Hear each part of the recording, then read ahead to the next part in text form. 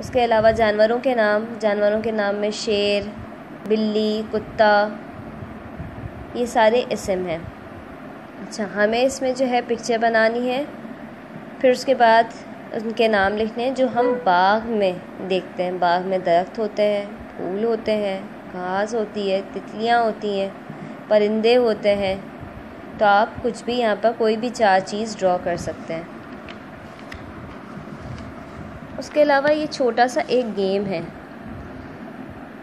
इसमें आपको एक हरूफ दिया जाएगा और उससे आपने नाम भी लिखना है, चीज़ भी लिखनी है, जगह भी लिखनी है और जानवर का नाम भी लिखना है। ठीक है, तो यहाँ पहला आप लोगों के लिए किया हुआ है। पहला वर्ड है बे। बे से इन्होंने नाम बनाया है बानो, चीज़ का नाम लिखा है बाल्टी, जगह का नाम लिखा है बंदर रोड और जानवर का नाम लिखा है बिल्ली। इसी तरह आपको हरूफ दिया जाएगा सीन।